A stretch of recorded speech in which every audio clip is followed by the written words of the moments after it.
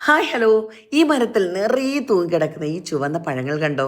ഒറ്റ നോട്ടത്തിൽ ആപ്പിളാണെന്ന് തോന്നും അല്ലേ? ശരിക്കും നല്ല ചുവന്ന നിറം, കാണാനും നല്ല ഭംഗിയുണ്ട്. കണ്ടാൽ ഒരെണ്ണം പറിച്ചെടുത്ത് കഴിക്കാനും തോന്നും. പക്ഷേ അങ്ങനെ ഒരിക്കലും ചെയ്യരുത് കേട്ടോ. എന്താണെന്നറിയാമോ? ലോകത്തെ പഴങ്ങളിൽ തന്നെ വളരെ വിചിത്രമായ ഒരു സ്വഭാവമുള്ള പഴമാണ് നിങ്ങളിപ്പോൾ ഈ കണ്ടുകൊണ്ടിരിക്കുന്നത്. അപ്പോൾ ഈ ഒരു പഴം എപ്പോൾ കഴിക്കാൻ തയ്യാറായി എന്ന് തീരുമാനിക്കുന്നത് നമ്മളല്ല, ഈ പഴം തന്നെയാണ്. അതെ, അതായത് നമ്മൾ ഈ പറിച്ചെടുത്ത് പഴുപ്പിച്ച് കഴിക്കുന്ന മാങ്ങയോ പേരയ്ക്കോ പോലെയൊന്നുമല്ല ഇത്.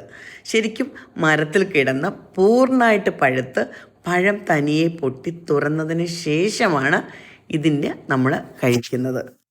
അപ്പോൾ ഏതാണ് ഈ പഴമെന്നറിയാൻ ഇപ്പോൾ ഒരു ചെറിയ ക്യൂരിയോസിറ്റി വന്നില്ലേ? അതെ, ഇതാണ് അക്കിപ്പഴം. അതെ, അക്കി ആപ്പിൾ എന്ന പേരിലാണ് ഇത് അറിയപ്പെടുന്നത്. ശരിക്കും ഇതിൻ്റെ സയൻറ്റിഫിക് നെയിം വന്നിട്ട് എന്താ പറയുക, ബ്ലിഗ്യ സാപ്പിഡ എന്നാണ് കേട്ടോ. അപ്പോൾ ഇനി ഇതിൻ്റെ ഏറ്റവും വലിയ ഇൻട്രസ്റ്റിംഗ് ആയ കാര്യം എന്താണെന്നറിയാമോ? ഈ അക്കി ഏതെങ്കിലും ഒരു സാധാരണ ട്രോപ്പിക്കൽ ഫ്രൂട്ട് അല്ല എന്നുള്ളതാണ്.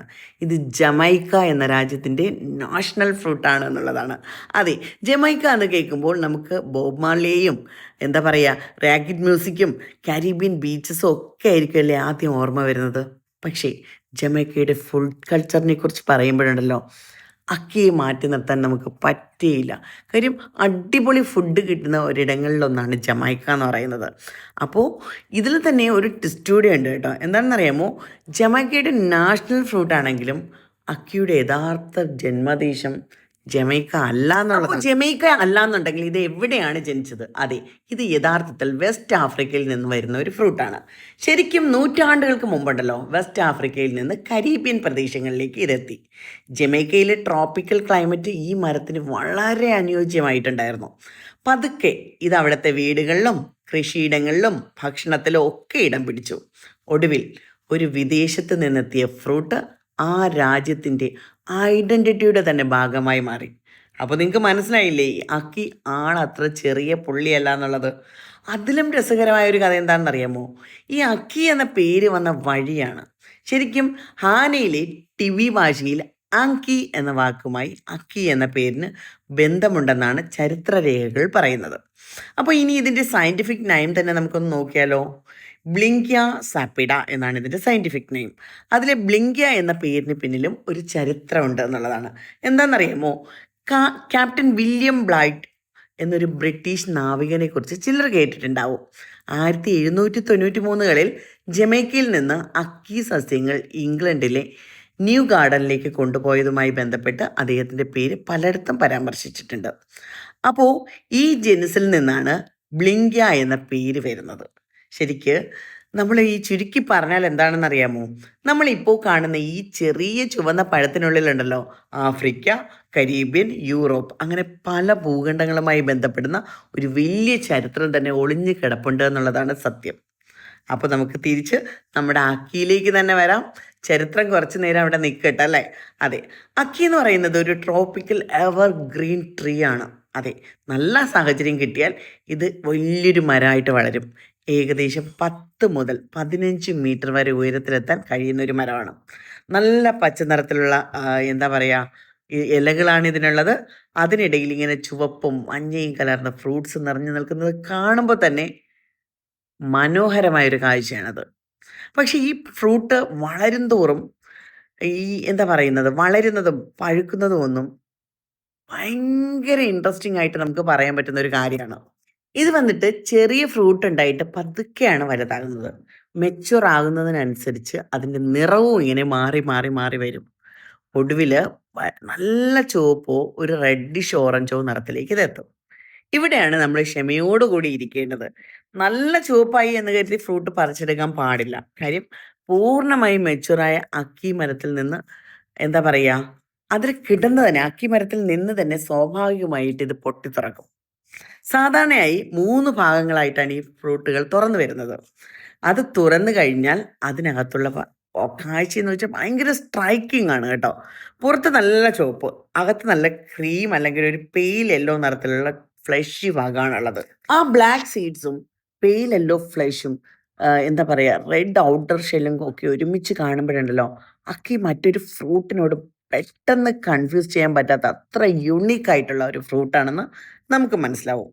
പക്ഷേ നമ്മളിവിടെയാണ് ഏറ്റവും പ്രധാനപ്പെട്ട കാര്യത്തിലേക്ക് നമ്മൾ വരാൻ പോണത്. എന്താണെന്നറിയാമോ? അക്കി മനോഹരമായ ഫ്രൂട്ടാണ്. പക്ഷെ അതിനെക്കുറിച്ച് അറിവില്ലാതെ കൈകാര്യം ചെയ്താലേ, അറിവില്ലാതെ കഴിച്ചാലുണ്ടല്ലോ അത് അപകടകരമാണ്.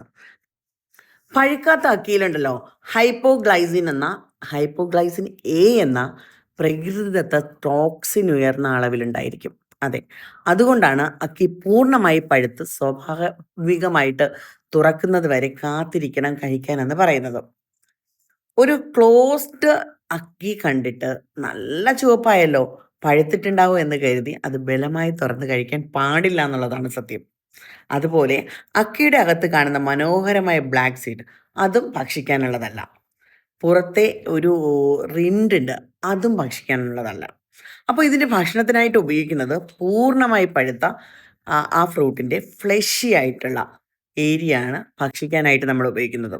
അതും ശരിയായ രീതിയിൽ ക്ലീൻ ചെയ്ത് പ്രിപ്പയർ ചെയ്ത ശേഷമാണ് കേട്ടോ ഉപയോഗിക്കുന്നത്. ഇവിടെ മറ്റൊരു പ്രധാനപ്പെട്ട കാര്യം കൂടി ഇവിടെ പറയണം. എന്താണെന്നറിയാമോ? പഴുക്കാതെയാത്തതാണെങ്കിലും നന്നായി വേവിച്ചാൽ പ്രശ്നമില്ല എന്ന് ചിലർ പറയുന്നുണ്ട്. അക്കിയുടെ കാര്യത്തിൽ അത് ശരിയല്ല. അങ്ങനെ പരീക്ഷിക്കരുത്. ഞാൻ ഈ ആദ്യമേ പറഞ്ഞില്ലേ, ഹൈപ്പോഗ്ലൈസിൻ എന്ന് പറയുന്ന അത് അതിൻ്റെ ഹീറ്റ് സ്റ്റേബിൾ ആയാലും കുക്കിംഗ് മാത്രം കൊണ്ട് അത് ശരിയായിട്ടുള്ള ഒരു ഭക്ഷണമായി കിട്ടില്ല എന്നുള്ളത് സത്യം. അപ്പോൾ അതുകൊണ്ട് തന്നെ ഈ ഫ്രൂട്ട് ആദ്യമായി കാണുന്നവർക്ക് ഞാൻ പറയുന്ന ഏറ്റവും പ്രധാനപ്പെട്ട കാര്യം ഇതാണ്: ക്യൂരിയോസിറ്റി കൊണ്ട് ഒരു ഫ്രൂട്ട് പറിച്ചെടുത്ത് ടേസ്റ്റ് ചെയ്യരുത്. അക്കിയെ തിരിച്ചറിയുകയും അതിൻ്റെ ശരിയായ നാച്ചുറാലിറ്റി മനസ്സിലാക്കുകയും അത് കഴിഞ്ഞ് കുക്ക് ചെയ്യുകയൊക്കെ ചെയ്താൽ മാത്രമേ അത് നല്ലൊരു ഫുഡായിട്ട് നമുക്ക് കഴിക്കാൻ പറ്റുള്ളൂ. അതെ, അറിവില്ലാതെ ഉപയോഗിച്ചത് അപകടകരമാവുന്ന ഒരു ഫ്രൂട്ട്. അതെ, ഈ ഫ്രൂട്ട് ശരിയായ മെച്യൂരിറ്റിയിലും ശരിയായ പ്രിപ്പറേഷനിലും ഉപയോഗിക്കുമ്പോഴുണ്ടല്ലോ, ഒരു രാജ്യത്തിൻ്റെ നാഷണൽ ഡിഷിൻ്റെ പ്രധാന ഇൻഗ്രീഡിയൻ്റ് ആയിട്ട് ആക്കി മാറുകയാണുള്ളത്. അപ്പോൾ ഇത് തന്നെയാണ് ഈ അക്കിയെ മറ്റ് ഫ്രൂട്ടുകളിൽ നിന്നും വ്യത്യസ്തമാക്കുന്നതും. അപ്പോൾ അക്കി ഫ്രൂട്ടിനെ കുറിച്ചുള്ള ഏകദേശ വിവരങ്ങൾ നിങ്ങൾക്ക് മനസ്സിലായി എന്ന് തന്നെ ഞാൻ കരുതുന്നുണ്ട്. അപ്പോൾ അക്കിയെ നിങ്ങൾക്ക് ഇഷ്ടമായോ? ഇഷ്ടമായിട്ടുണ്ടെങ്കിൽ ലൈക്ക് ചെയ്യുക, ഷെയർ ചെയ്യുക, കമൻറ്റ് ചെയ്യുക. അതുപോലെ തന്നെ നമ്മുടെ വീഡിയോ നിങ്ങൾക്ക് ഇഷ്ടമായിട്ടുണ്ടെങ്കിൽ ലൈക്കും ഷെയറും കമൻറ്റും ചെയ്യുക. നിങ്ങളുടെ അഭിപ്രായങ്ങൾ നമ്മുടെ കമൻറ്റ് ബോക്സിലേക്ക് അറിയിക്കുക. അപ്പം നമ്മുടെ ചാനൽ ഇതുവരെ സബ്സ്ക്രൈബ് ചെയ്യാത്ത ആരെങ്കിലും ഉണ്ടെന്നുണ്ടെങ്കിൽ നമ്മുടെ ചാനലൊന്ന് സബ്സ്ക്രൈബ് ചെയ്തേക്കുക. അടുത്തൊരു ബെൽ ബട്ടൺ ഉണ്ടാവും. ആ ബെൽ ബട്ടൺ കൂടെ ഞെക്കിക്കഴിഞ്ഞാൽ നമ്മുടെ അപ്പോൾ ഉള്ള വീഡിയോസ് അപ്പോൾ തന്നെ നിങ്ങൾക്ക് കിട്ടുന്നുണ്ടായിരിക്കും. അപ്പോൾ മനോഹരമായ അക്കി ഫ്രൂട്ടിനെ കുറിച്ച് ഏകദേശ വിവരങ്ങളൊക്കെ നിങ്ങൾ അറിഞ്ഞിട്ടുണ്ടാവും. അപ്പോൾ തീർച്ചയായിട്ടും ഇനി അക്കിപ്പഴങ്ങളെ കാണുമ്പോൾ ഇത് മനസ്സിൽ വിചാരിക്കുക, ഇത് മനസ്സിൽ വെച്ചേക്കുക. അപ്പോൾ ഇന്നത്തെ വീഡിയോ നിങ്ങൾക്ക് എല്ലാവർക്കും ഇഷ്ടമായി എന്ന് തന്നെ ഞാൻ കരുതുന്നുണ്ട്. ഇഷ്ടമായിട്ടുണ്ടെങ്കിൽ ലൈക്ക് ചെയ്യുക, ഷെയർ ചെയ്യുക, കമൻറ്റ് ചെയ്യുക. അപ്പോൾ അടുത്ത ദിവസം അടുത്തൊരു വീഡിയോ ആയിട്ട് വരുന്നവരേക്കും ടാറ്റാ.